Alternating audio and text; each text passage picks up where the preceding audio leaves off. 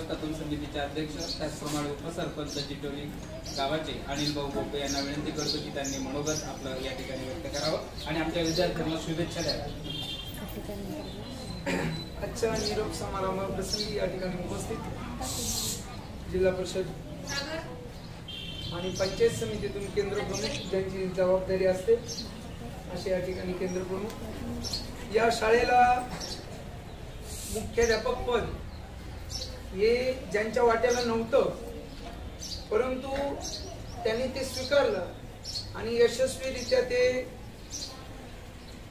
जोपासतायत, ते पार पाडतायत ती जबाबदारी आणि या शाळेला नावलौकिक मिळवण्यामागं त्यांचा खूप मोठा सिंहाचा वाटा आहे. अशा मुख्याध्यापिका शार्दूल मॅडम लक्ष्मीनारायणप्रमाणे आपल्या कौटुंबिक आयुष्यात वैयक्तिक आयुष्यातला जसा वेळ तसा कामाचाही वेळ ज्यांनी दिला ते दोन्ही दाम्पत्य म्हणजे गुंजाळ सर आणि गुंजाळ मॅडम, तसंच ज्यांच्या येण्याने या शाळेतील पहिलीचे विद्यार्थी आता 3री पर्यंत पोहोचले आणि ज्या वर्गावर प्रचंड आत्मविश्वासाने मी बोलत असतो की ज्या वर्गाच्या जीवावर वंडरलँड हायस्कूल असेल, कॉन्व्हेंट हायस्कूल असेल, नूतन मराठी असेल की इतर कुठलीही शाळा जिच्या बरोबरीत आमचे विद्यार्थी आहेत, असं ज्या वर्गाच्या बाबतीत मी कायम बोलत असतो आता तो 3री पर्यंत पोहोचला आहे. पहिलीपासून ज्यांच्या मार्गदर्शनाखाली त्या सोनवणे मॅडम आणि या शाळेला पायापासून कळसापर्यंत ज्यांच्या परिश्रमाने ज्यांच्या देखरेखीखाली ही शाळा घडली त्या पवार मॅडम आणि आता पहिलीपासून 7वी पर्यंत जे विद्यार्थी पोहोचले, ज्यांनी या शाळेतला 7 वर्षाचा कार्यकाळ जो पाहिला की कशी कशी शाळा बदलत गेली, शाळेतील विद्यार्थी बदलत गेले, शिक्षक बदलत गेले, पण 7 वर्ष सातत्याने तुम्हीच होतात आणि 7 वर्षात शालेय व्यवस्थापन समिती मी गेल्या 3 वर्षापासून आहे आणि त्याच्या आधीचे 4 वर्षही मी इथे यायचो आणि आपण मिळून शाळा कशी बदलवली, शाळेत किती बदल झाला, जे ज्या पोरांनी अनुभवलं ते इयत्ता 7वीचे विद्यार्थी. तुम्ही ही शाळा सोडून जाणार, तुमची इच्छा असली तरी शाळा तुम्हाला इथून काढून टाकणार किंवा तुम्ही पास होऊन या शाळेचं नाव मोठं करायला बाहेर जाणार. पण आजचा तो दिवस आहे ज्या दिवसाला तुम्ही रिमाइंडर पासून तुम्ही या शाळेत आलात त्या दिवसापासून आजपर्यंत अनुभवले. तुमचं दुर्भाग्य तुम्ही बोलून दाखवलं, तो मध्ये कोरोना काळ होता, पण दुःख पाहता सुख पाहता जवळ पाडे, दुःख पर्वत एवढे असं जरी असलं तर आपल्या शाळेत ते उलट आहे. तुमचा कोरोना काळ हा 1 वर्षाचा गेला, 1.5 वर्षाचा गेला. खरं सांगू आपल्या शाळेत आणि आपल्या गावात कोरोना काळ आपण अनुभवलाच नाही, तो आपल्या वाट्याला आलाच नाही. इतकं पुण्यभूमी ही टिटोली आहे. काय पुण्यभूमी आहे टिटोली? तर टिटोली शिवविचारांची पायक आहे, ती शिवभूमी आहे, ही सर्वांची आपली जन्मभूमी आहे आणि या शिक्षक वृंदाची कर्मभूमी आहे. म्हणून आपण आपल्या प्रवेशद्वारावर आणि शाळेच्या याच्यावर काय म्हणतोय? पुण्यभूमी, शिवभूमी, जन्मभूमी, कर्मभूमी, टिटोली नगरीत आपले सहर्ष स्वागत. तर हे जे आपण त्या ठिकाणी सहर्ष स्वागताकरता जे वाक्य वापरलंय ना की हे आहे आपली जन्मभूमी आहे. मग ज्या जन्मभूमीने आपल्याला जन्म दिला तिचा आपल्याला उतराई देताना आपण तिचं नाव मोठं केलं पाहिजे. या शाळेत आपण करत होता, पुढच्या शाळेत जाणार आहे ते तुम्हाला करावं लागेल आणि ते तुम्ही केलंच पाहिजे, ती जबाबदारी तुमची आहे. जी कर्मभूमी ज्यांची आहे त्यांनी त्याची कर्मभूमीची जबाबदारी पार पाडताय, ते तुमच्या डोळ्यांनी 7 वर्ष पाहिले. आता आम्ही काम करतोय, शालेय व्यवस्थापन समिती अध्यक्ष म्हणून काम करतोय, उपसरपंच म्हणून काम करतोय. ही आमची कर्म करण्याची पद्धती आहे आणि ते कर्म करत असताना ही आमची कर्मभूमी आहे. त्या कर्मभूमीसाठी काय केलं पाहिजे हे तुम्ही अनुभवताय.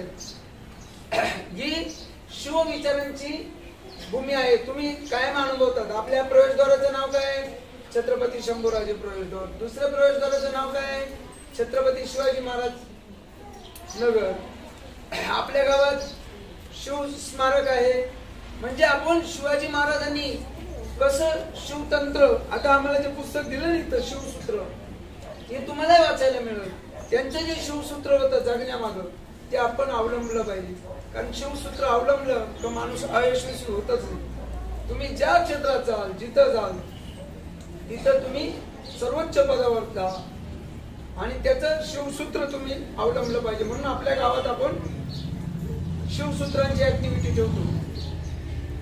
तुम्ही इतके भाग्यवान आहात, इतके भावग्यवान आहात, इयत्ता 7वीचे विद्यार्थी, तुम्ही आपल्या गावातील शिव मिरवणुकींच्यात सामील झालेला आहात.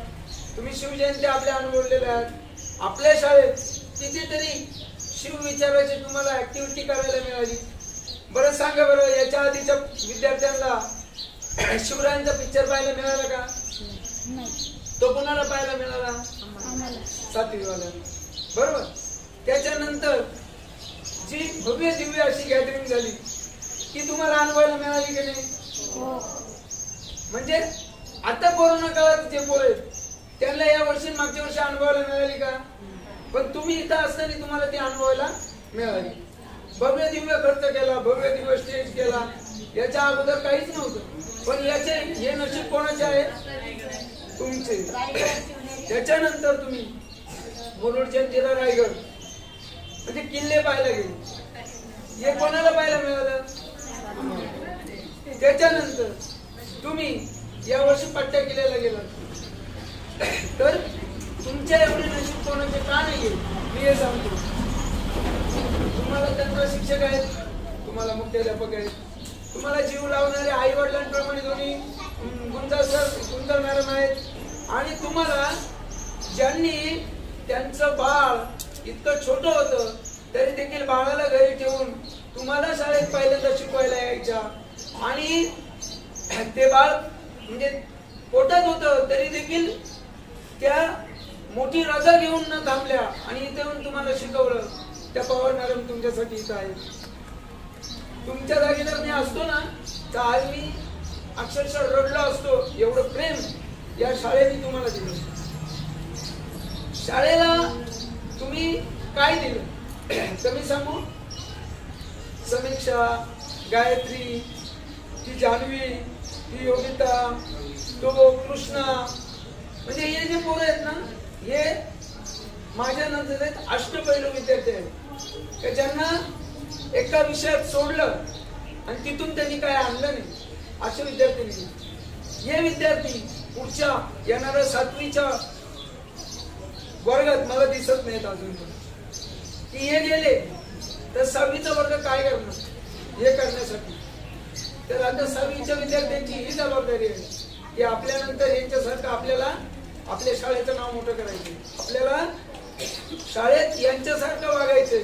आणि तुम्ही आता इथून बाहेर जाल तेव्हा या शाळेकडे पाहताना तुम्हाला शाळेने काय काय दिले हे कायम तुमच्या आठवणीत राहणार.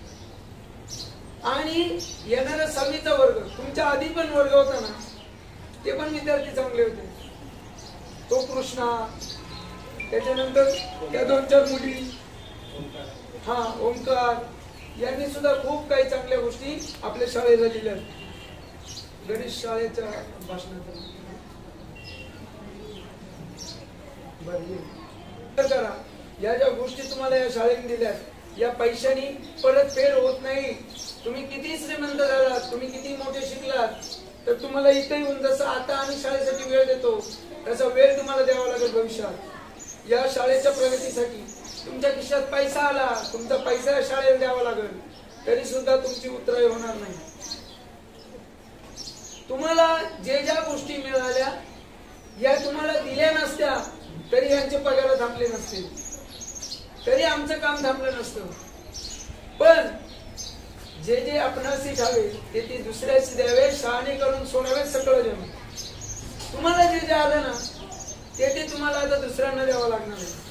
आणि इथून तुम्ही ज्या ज्या शाळेत जाल, ती जनता शाळा असेल, ती कन्या शाळा असेल, ती महात्मा गांधी हायस्कूल असेल, तिथे जाऊन या शाळेचं नाव खराब होणार नाही, या शिक्षकांचं नाव खराब होणार नाही, याची जबाबदारी तुमची असेल.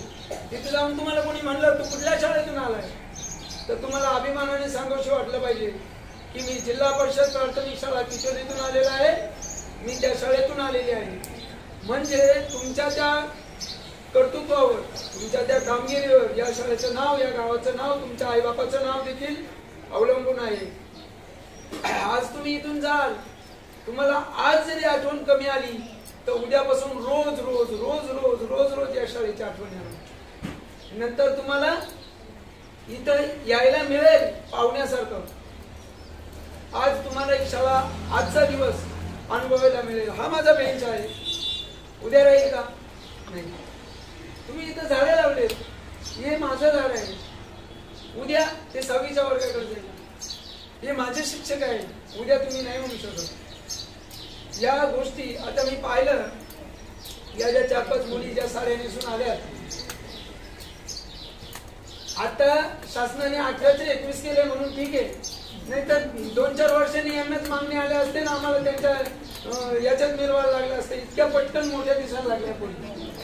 आणि या जेव्हा पहिली दुसरीला यायच्या, आम्ही इथून चाललो की पटकन घाबरून बाजूला व्हायच्या की नाना आला, आता आपलं काही चुकतंय का काय.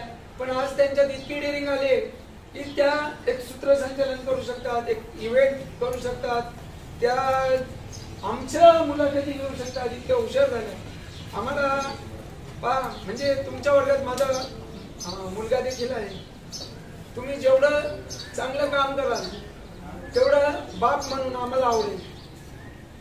तुमचे आई बाप माझ्यासारखंच तुमच्यावर अभिमान बाळगतील असं काम करा. आता मॅडमांनी सांगितलं एक किशोरवयीन वय आहे, त्याच्यात पोरं बिघडू शकतात. कोणी हातामध्ये रुद्राक्षाच्या माळा घालील, कोणी फाटेल पेंडे घालून येईल, कोणी कडे घालून येईल, अंगठ्या घालून येईल, बिघडतील पोरं. बाप म्हणून काय करू शकतो? एकदा गागल, दोनदा गागल, त्यानंतर काय होईल? मुलाला घरातून हाकलून देऊ शकतो का? नाही. मुलीला घरातून हाकलून देऊ शकतो का? नाही. फक्त त्याच्याकडून अपेक्षाच वागवू शकतो का माझ्या मुलाने चांगलं वागलं पाहिजे, माझ्या मुलीने चांगलं वागलं पाहिजे, चांगला अभ्यास केला पाहिजे, चांगलं नाव कमवलं पाहिजे.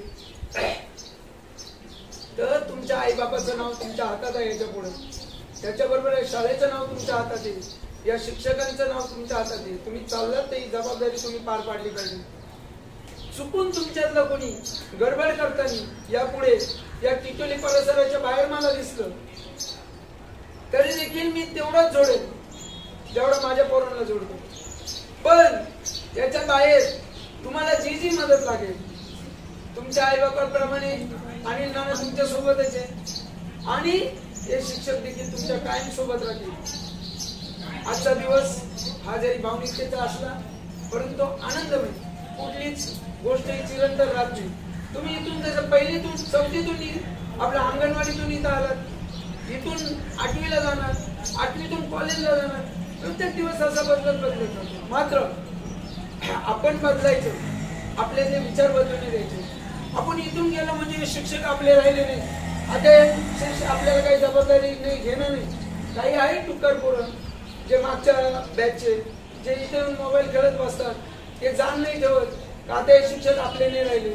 ठीक आहे, तळले सर इथं नाही राहिले, पण पवार मॅडम आहेत किंवा त्यांना 7वीच्या वर्गात शिकवणारे शिक्षक आहेत, पण ती जाण तुम्ही ठेवा अशी मी आशा बाळगतो. मी कायमच तुम्हाला भाषण देत असतो. असं तुम्हाला ते कंटाळवाणं देखील वाटत असेल, पण आज हा शेवटचा दिवस आहे. आता 7वीला कमी ज्यांमध्ये या ठिकाणी सदिच्छा शुभेच्छा द्यायला आलो.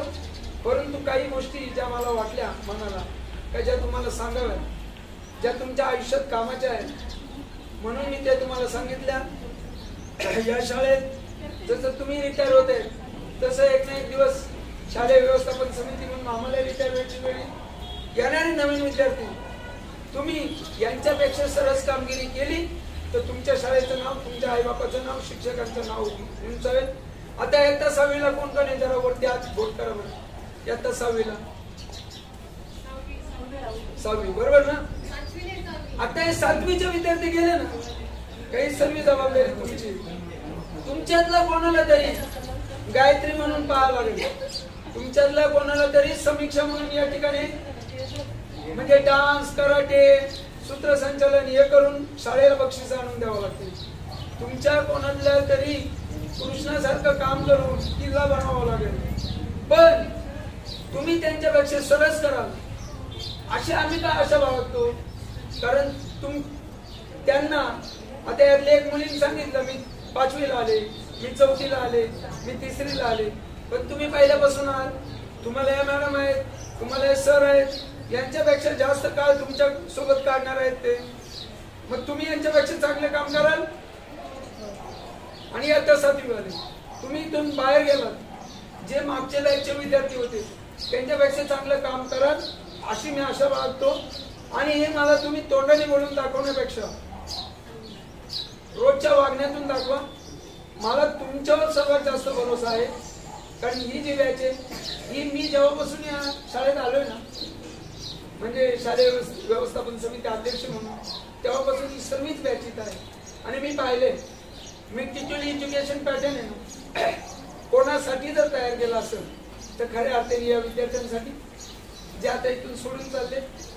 आणि तुम्ही तो पूर्णपणे अनुभवलाय. तुम्ही टिटोली एज्युकेशन पॅटर्नच्या मुहूर्तमेढीचे म्हणजे तुम्ही पायाचे दगड आहात. कळस कोण होईल तो पाहू आपण.